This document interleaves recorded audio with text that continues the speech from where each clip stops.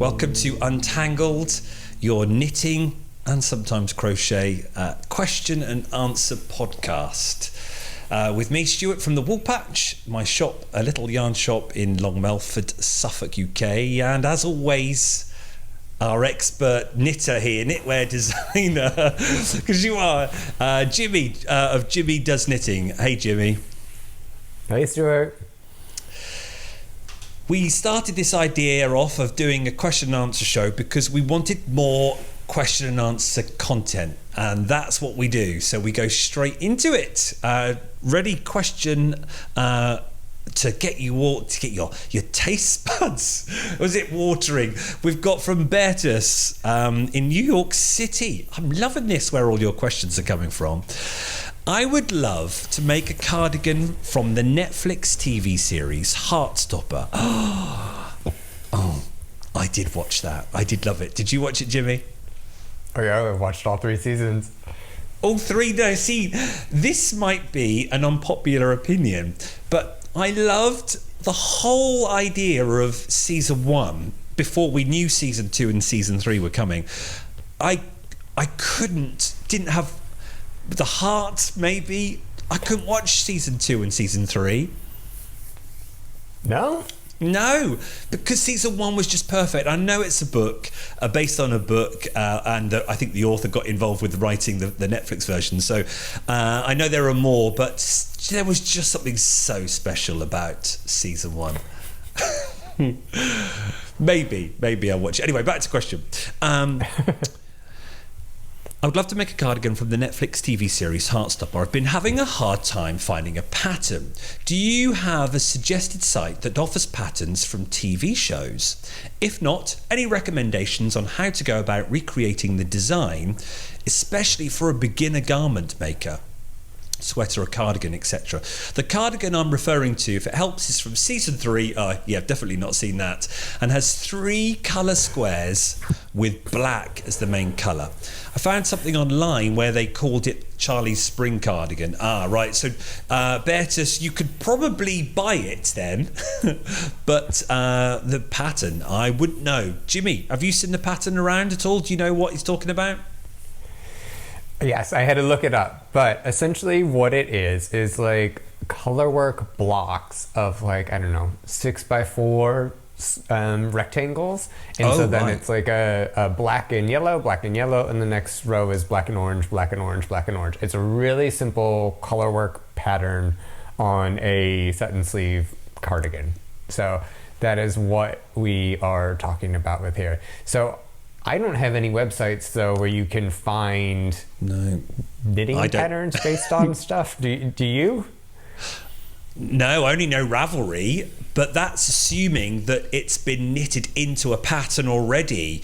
The only TV sites I know is where you would write in what they're wearing, clothes from TV shows, and there are many websites where they document what characters wear and where to buy it from. Now, the only reason why I know this is because I fell in love with a Netflix series called Elite.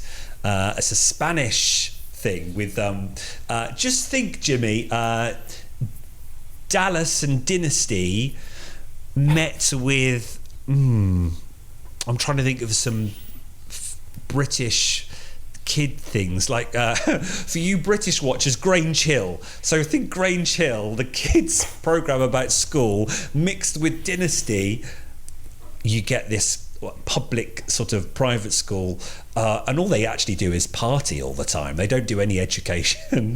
They don't seem to be in school much, but it's the sort of this 16, 17, 18 year old, and it's all, of course, around love and relationships.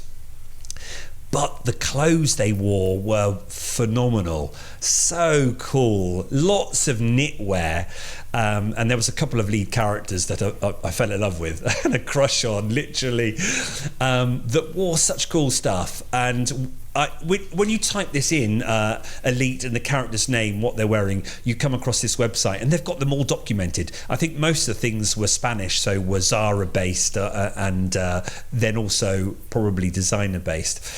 But then that only means you can go and buy it. But Bertus, from the sounds of it, you're a beginner knitter into the world, so that's great. Welcome, and you want to actually knit it too. So I really can't offer any advice other than you just got to go for it. You've got to find a cardigan on Ravelry, wouldn't you think? A nice simple raglan cardigan in the round. Oh, well, no, but because you've got to steek it, you might have to do it flat and seam it, Bertus. And then try and put your colour work in there. What a way to learn knitting, though, Jimmy, if he did this, don't you think?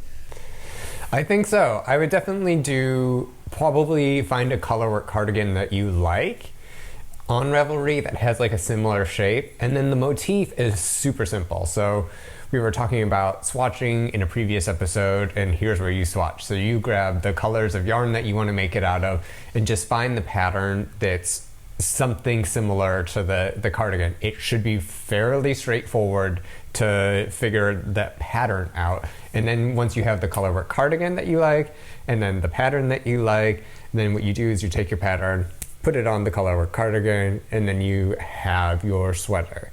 So that's the easiest way to go about doing it, I think. I love how you made that so easy.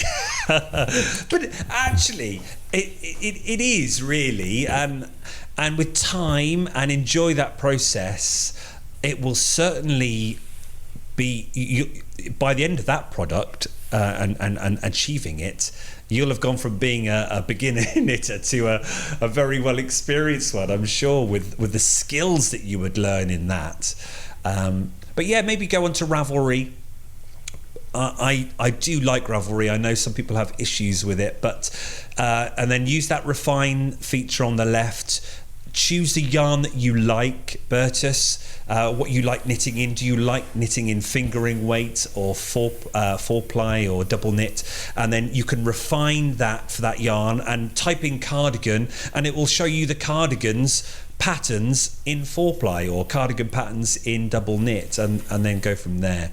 But that's quite an exciting project, and sometimes you need that in knitting. I don't know what you're like with your knitting in the evenings, Jimmy. I often have a complicated pattern that involves a lot of concentration, no TV watching, and I might do that of an evening, but then on another evening I'll have a different product, a pattern where it's just straight knitting because I don't want to think, and I'll flip from the two. How do you find you work? I do the same. I have something that's usually more mindless, or in a spot that's more mindless, and then something where I might have to figure out math on, or takes a lot more brain power. So I kind of go between the two, let's say. But I mean, a garment or the project could be both, depending on where it is.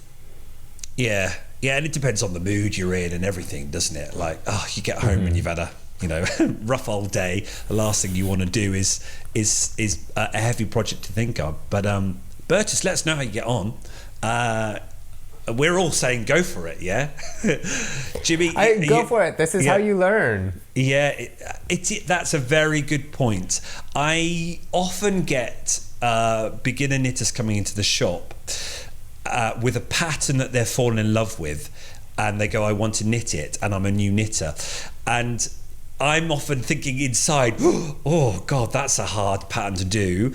But sometimes those ones to start with, it's gonna make or break you, isn't it? And I think I always say to them, just go for it. I do say, that will be challenging, but I then say I'm here and I've got my knitting natter ladies, so if you get stuck you can come in, and it keeps you going. Sometimes the easier patterns, people get bored and then they stop knitting. They don't come back to it because it's not challenging enough.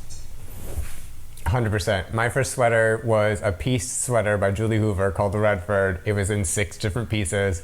I didn't know anything about gauge, and you know what? I did it and it was fine. And it probably was not a first sweater pattern, but it definitely was. It was all right. It took me, I think, like 4 or 5 months or something to do it. Ridiculous. But that's where I was at that point. And you know what? I still have it. I still wear it. I wore it last weekend. So, I mean, if you're really just ambitious and you want to do it, like, go for it, and you'll learn so much. I've always said that you are spending a lot of time and probably a decent amount of money on this, and you're making a custom garment. So make it something that you like and that you want to wear and that it fits and brings you joy. So if that takes a little extra time and you might have to rip out or something, I think it's really worth it overall. Absolutely agree. Can't even add to that. Perfect. Good luck, Bertus, with it. Let us know. Keep us updated. And if you do get stuck, send us another question in. It's good content for us. Right, next question. Margaret. Margaret from London. Oh, just down the road then. RSI. Oh, other than stop doing what you're doing, do you have any tips or fixes for dealing with RSI? Oh dear. Feel for you there, Margaret. Oof, it's difficult. Obviously, we're not doctors. So don't take our medical advice. Seek medical advice before. I would just say stop what you're doing myself. Jimmy, you got anything? I mean, technically that's the answer, right? But there are things that you can do to prevent it. So like, I work out a lot, and before I do workouts, I always do a wrist warm up. So I don't know, 4 or 5 days a week, I do some sort of wrist exercises or wrist warm up, which keeps the tendons limber and in going for it. Because ultimately I knit a lot and I want to maintain that health instead of messing with it. So like regular exercises for your hands, those little phalanges need to get their workouts. So I think that that's something super important. Also is evaluating your knitting technique and how that goes. I will say the best resource I've seen on this is Fruity Knitting has an episode where they bring this German physical therapist. So it's all dubbed in German. Really? If you can understand light German, she speaks very sort of clearly and simply. Like, I didn't need the subtitles. And she just really, they talk, I think it's like a 2-part interview, and they really talk about everything you need to know. And I think that video is probably going to be the best and most comprehensive, because that person is a doctor, unlike the two of us. Yeah. And that will certainly help. Also, I do know sometimes that when people switch between continental and English, that's a good way to continue knitting and not necessarily have the same repetitive strain injuries, because you're doing different movements, but you get the same thing. So I would say those are sort of my things: is maintain your health, watch this video, and maybe switch it up a little bit. Fruity Knitting. Now, I've seen some of their podcasts. They're really in depth. If you like following shows where they go in depth and have interviews with people, Fruity Knitting is definitely one of the best for that. Wouldn't you say, Jimmy?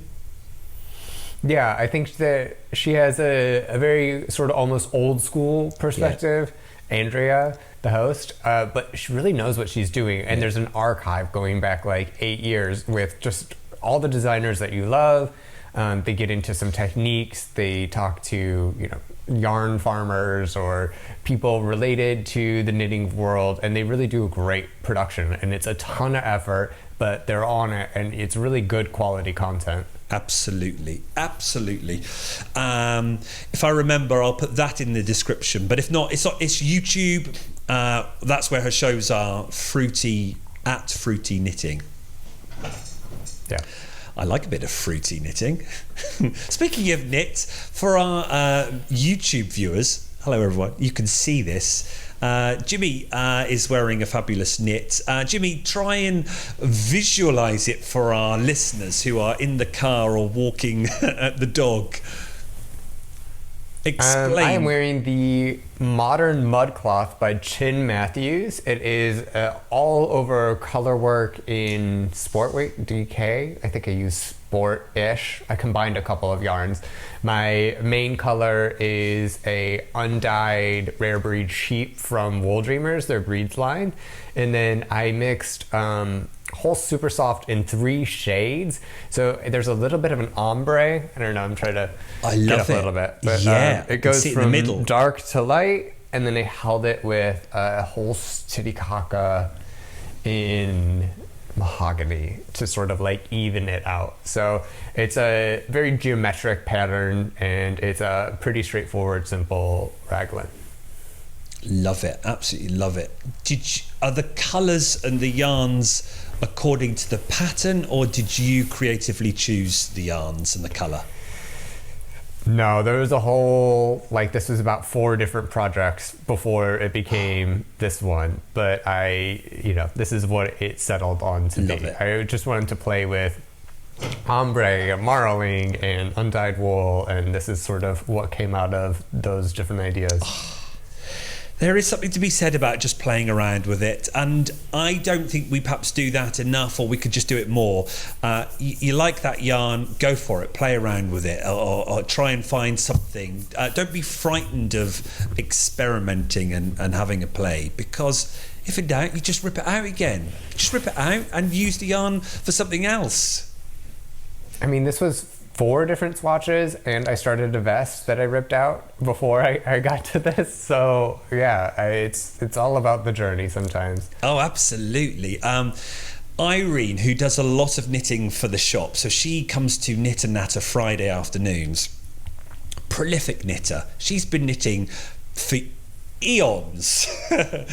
And we were talking in a previous episode about she can't have idle hands, so she's knitting all the time in the afternoon and in the evening whilst watching telly. She could be knitting a jumper. She's predominantly flat knitter, so she's done the back, she's done the 2 sleeves, and it's maybe on the front, or a cardigan on the front left, and she'll just go, not really loving this, not loving it at all.